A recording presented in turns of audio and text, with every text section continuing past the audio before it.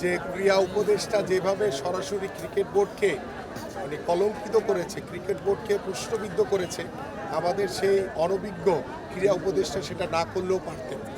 আমি প্রথমত বলবো যে সবার আগে আমার বাংলাদেশ, যেটি আমি সবসময় বলে এসেছি, এবং সবার আগে হচ্ছে আমার খেলোয়াড়দের নিরাপত্তা, এবং সেই খেলোয়াড়দের নিরাপত্তা নিশ্চিত না করা পর্যন্ত আমরা এই ধরনের টুর্নামেন্টে হয়তোবা সাময়িক ক্ষতিগ্রস্ত হব, কিন্তু ইন দ্য লং রান আমাদের যে প্রেস্টিজ, আমাদের যে দায়িত্ববোধ, সেই দায়িত্ববোধ সম্পর্কে কিন্তু আমাদেরকে আরও অনেক বেশি সচেতন করবে।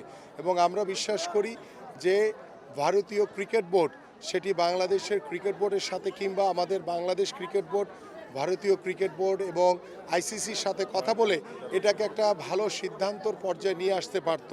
বাট এখানে আমার কাছে মনে হয়েছে যে কোথাও না কোথাও কমিউনিকেশনের অভাবের কারণে এটিকে আরও সুন্দরভাবে সমাধান করা যেত। বাট আমরা সবসময় খেলার পক্ষে, আমরা সবসময় ক্রিকেটাররা মাঠে খেলবে, এটাই স্বাভাবিক। একটি আন্তর্জাতিক বিশ্বকাপের মতো টুর্নামেন্ট যখন বাংলাদেশ দল দীর্ঘদিন ধরে বিশ্বকাপ ক্রিকেট খেলছে এবং বাংলাদেশ ক্রিকেট বিশ্বে অত্যন্ত মর্যাদাশীল একটি অবস্থায় রয়েছে, সেইখানে কার ল্যাকিংসের কারণে এবং কেন এই ধরনের কমিউনিকেশনের অভাবে আমরা এই ক্রিকেট থেকে আমরা দূরে সরে আসছি বা কেন আমরা খেলতে যেতে পারছি না, এটাকে যেহেতু আমরা সবার আগে আমাদের নিরাপত্তার কথা বলেছি, সবার আগে আমার বাংলাদেশের কথা বলেছি, সেটাকে প্রায়োরিটি রেখে আমরা এটাকে হয়তোবা কোনোভাবে সমাধান করার সুযোগ ছিল কিনা সে বিষয়টি আমাদের মনে খতিয়ে দেখা দরকার। এবং আমরা বিশ্বাস করি যে ক্রিকেট অত্যন্ত মর্যাদাশীল একটি খেলা আমাদের বাংলাদেশের জন্য।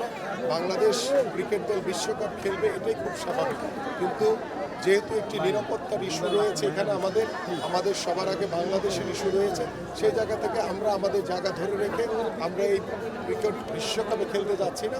এটি আমার কাছে মনে হয় যে এটি শুধু আমার না, এটি সারা দেশবাসীর একটি চাওয়া ছিল যে না, সবার আগে আমার বাংলাদেশ এবং সবার আগে আমার ক্রিকেটারদের নিরাপত্তা নিশ্চিত করে আমরা খেলতে যাব। আমরা লাস্ট যে ক্রিকেট বোর্ডের যে নির্বাচন, সেই একটি বিতর্কিত নির্বাচন আমরা দেখেছি। সেখানে আসলে আমি বলতে চাই না, বাট তারপরে কথা প্রসঙ্গে চলে আসে যে ক্রীড়া উপদেষ্টা যেভাবে সরাসরি ক্রিকেট বোর্ডকে কলঙ্কিত করেছে, ক্রিকেট বোর্ডকে প্রশ্নবিদ্ধ করেছে, আমাদের সেই অনভিজ্ঞ ক্রীড়া উপদেষ্টা সেটা না করলেও পারতেন। এবং তার এই অনভিজ্ঞতার পরিচয়ের মাধ্যমে আজকে আমার ক্রিকেট বোর্ড, আমার ক্রিকেট ক্ষতিগ্রস্ত হয়েছে। এবং আমি আজকে দেখেছেন যে ইতিমধ্যে ক্রিকেট বোর্ডের অনেক ডিরেক্টররা তারা স্বেচ্ছায় পদত্যাগ করছে। এটি কেন? কারণ এই ক্রিকেট বোর্ডের প্রতি বা ক্রিকেট বোর্ডের যিনি প্রেসিডেন্ট হয়েছেন তিনি বাংলাদেশের এক সময়কার লিজেন্ডারি ক্রিকেটার ছিলেন, বাট তিনি সকলকে নিয়ে কাজ করার মাধ্যমে যে ক্রিকেটটাকে সমৃদ্ধশালী করবেন তিনি সেটি না করে তিনি ক্রীড়া উপদেষ্টার অত্যন্ত অবগত অনুগত হয়ে ক্রীড়া উপদেষ্টা যেভাবে বলেছে তিনি সেভাবে তার মতো করে ক্রিকেট বোর্ডকে সাজিয়েছেন। এবং ক্রিকেট বোর্ডে এমন কিছু যারা ডিরেক্টর হয়েছে আমার কাছে মনে হয়েছে যে তারা ক্রিকেটের কও জানে না, তারা ক্রিকেটের সাথে কখনো সংগঠক হিসেবে কাজও করেনি। এই রকমের ক্রিকেট বোর্ডের পরিচালকদের দিয়ে কিভাবে আপনি ক্রিকেটকে আগাবেন? আজকে দেখেন ক্রিকেট কূটনীতির মাধ্যমে আমরা যে নিরাপত্তাহীনতায় ভুগছি, আমরা যে সবার আগে আমার বাংলাদেশকে সেভ করার জন্য, আমার বাংলাদেশের সম্মান ইজ্জতকে রক্ষা করার জন্য আমরা যে সিদ্ধান্তটি নিয়েছি সেটাকে আমি এবং আমার দেশ সমর্থন করে। কিন্তু আমার ক্রিকেট বোর্ডের ক্রীড়া কূটনীতির মাধ্যমে এই সমস্যাটি হয়তোবা আমরা সমাধান করতে পারতাম।